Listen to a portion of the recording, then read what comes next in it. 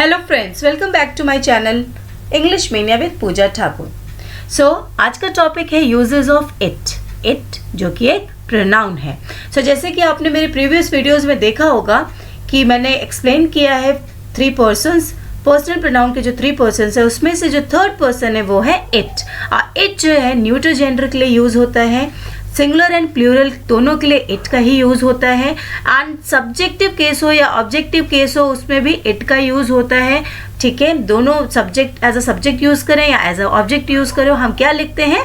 It लिखते हैं। And possessive case में ये इट्स हो जाता है, एंड एम्फैटिक और रिफ्लेक्सिव केस में ये इट सेल्फ हो जाता है। सो ये एक छोटा सा रिवीजन था। चलिए आगे बढ़ते हैं, देखते हैं uses of it. So let's start the pronoun. It is used for first point, for things without life. Without life means वो चीज़ें जो कि नॉन लिविंग थिंग हो, जिनमें जान ना हो और कोई जिंदगी ना हो जिनकी, ठीक है, उन्हें क्या कहते हैं? नॉन लिविंग थिंग या without life. Now see the example, here is your book. Book is a non living thing, yes, यह तुम्हारी बुक है, टेक इट अवे, इसे ले जाओ। इसे किसे कहा गया है? ये बुक को कहा गया है। ठीक है, सो हमने देखा कि बुक एक नाउन है, उसकी जगह हमने इट का यूज़ किया और इट एक प्रोनाउन है। सो यहाँ पे क्लियर होता है कि book means non living thing के लिए हम इट का यूज़ करते हैं। ओके, सेकेंड एग्जाम्पल देखते हैं। Give me my story book, मुझे मेरी स्टोरी बुक दो। क्या दो? स्टोरी बुक दो, जो कि एक नाउन है। I love it so much, I love it, मैं इसे बहुत पसंद करती हूँ। सो ये जो इट है, किसे बहुत पसंद करती हूँ? इस स्टोरी बुक को बहुत पसंद करती हूँ। सो इसकी जगह पे हमने क्या यूज़ किया है? इट यूज़ किया है। So here it is clear कि हम लोग नॉन लिविंग थिंग के लिए we can use it. Okay, now next, for animals, He loves his dog and cannot live without it. So जो एनिमल्स होते हैं उनके लिए हम it का यूज़ करते हैं। ओके, सो वह अपने डॉग को बहुत पसंद करता है, ठीक है, और उसके बिना जिंदा नहीं रह सकता, जी नहीं सकता। तो ये जो it है, किसके बिना? इस डॉग के बिना। सो जो इस डॉग की जगह क्या यूज़ हुआ है? ये प्रोनाउन इट यूज़ हुआ है। सो यहाँ क्लियर होता है कि हम डॉग मीन्स एनिमल की जगह इट का यूज़ करते हैं।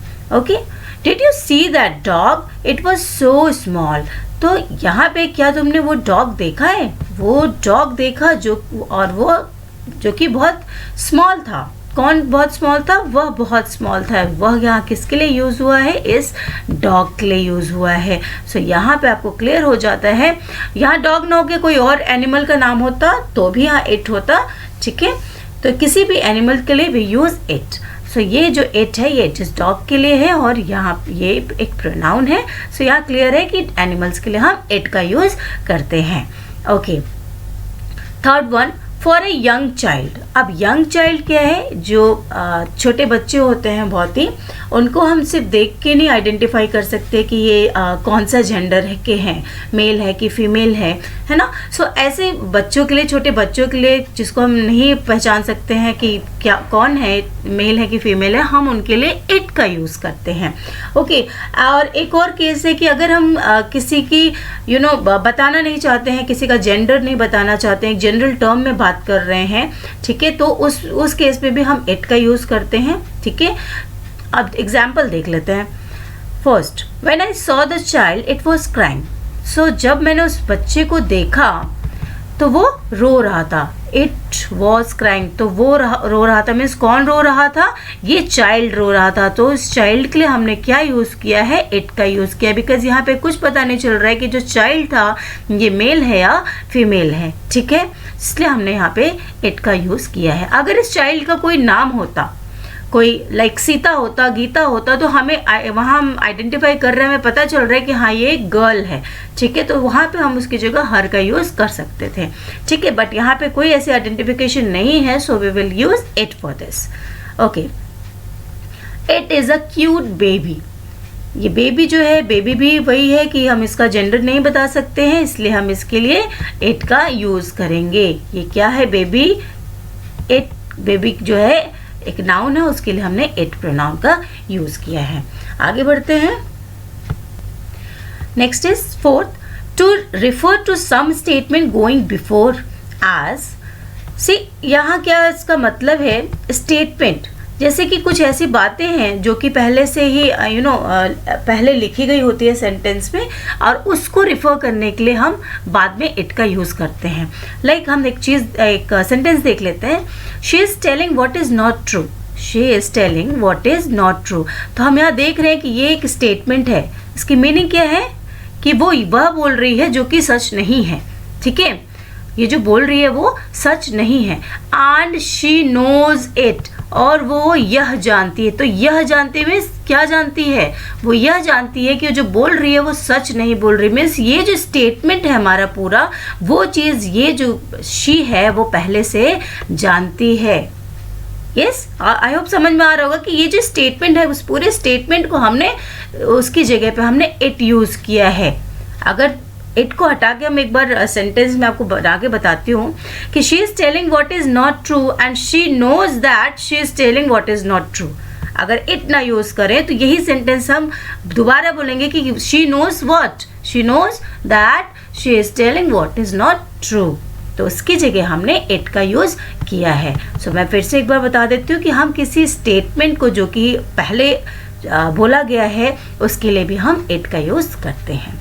सेम हियर कि he deserved his punishment and he knew it, कि वो यह पनिशमेंट डिजर्व करता है, ये पनिशमेंट डिजर्व करता है, ये चीज़ उसे पता है, ये चीज़ उसे पता है। तो क्या चीज़ पता है उसे? ये पता है कि वो ये पनिशमेंट डिजर्व करता है, उसने जो गलती की है उसके लिए उसे ये पनिशमेंट मिलेगी, उसे ये चीज़ पता थी, है ना। तो जो इट है, इट का यूज़ हम किसी भी स्टेटमेंट को रिफर करने के लिए करते हैं। Okay, now fifth one, to give emphasis to the noun or pronoun। to give emphasis, जब हम किसी noun या pronoun को emphasis करते हैं, फोर्स करके उसी चीज़ को पर्टिकुलर उसी चीज़ को कुछ बताना चाहते हैं तो हम it का यूज़ करते हैं। Like it was you who began the quarrel, कि वो तुम ही थे जिसने quarrel स्टार्ट किया। तो यहाँ पे you पे emphasis दिया जा रहा है। ठीक है, ये जो प्रोनाउन है इस पे एम्फेसिस दिया जा रहा है कि वो कौन था, वो तुम ही थे, है ना। वो तुम हो जो कि तुम थे जो कि क्वेरल को तुमने स्टार्ट किया। ठीक है, सो ये जो इट का यूज़ हमने क्या किया है इस नाउन प्रोनाउन के लिए, इस प्रोनाउन के लिए है, प्रोनाउन के लिए हमने यूज़ किया है इसको एम्फेसिस देने के लिए, एम्फेसाइज करने के लिए। सेकेंड एग्जाम्पल देख लेते हैं, it was Rohan they promoted not Lakshman. So ये यहाँ बता रहा है किसको एम्फेसाइज कर रहा है, रोहन को एम्फेसाइज कर रहा है कि वो कौन था, वो रोहन था जिसे प्रमोट किया गया है, ना कि लक्ष्मण, है ना। सो जब हम किसी नाउन या प्रोनाउन को एम्फेसिस देते हैं या उस पर उसे एम्फेसाइज करते हैं तो उसके लिए हम इट का यूज़ करते हैं।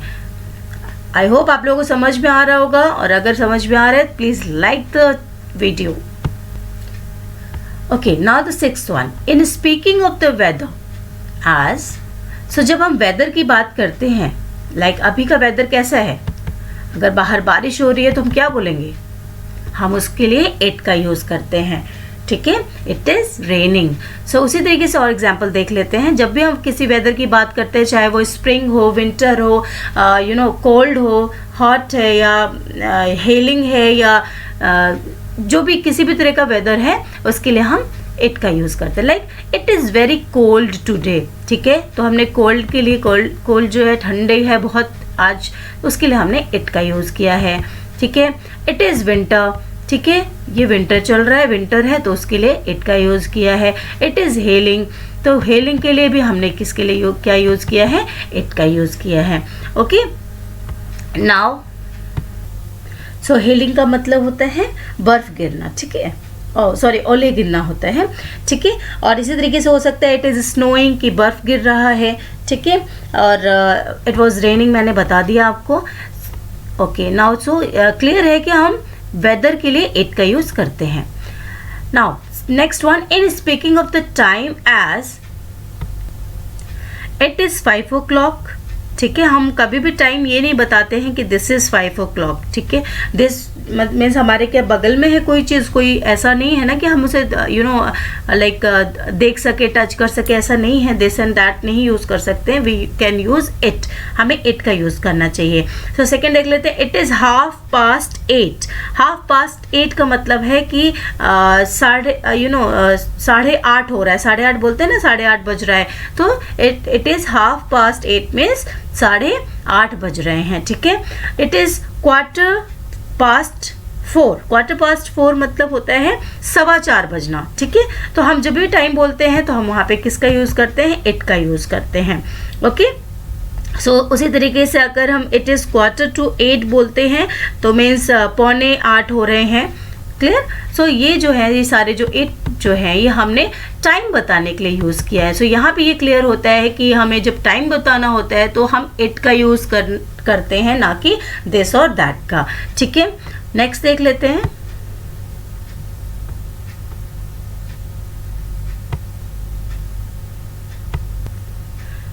Eight point, in speaking of the year, month, day and date.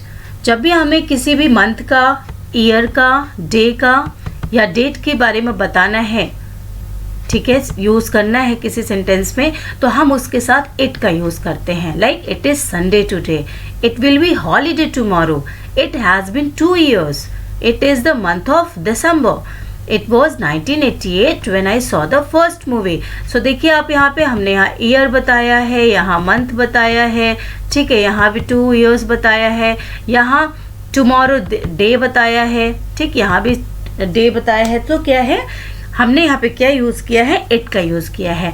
So this is Sunday, this is Monday और दिस इज़ दिसंबर या नवंबर नहीं बोलते हैं, we should use it. So I hope आप लोग को ये वीडियो अच्छी लगी होगी।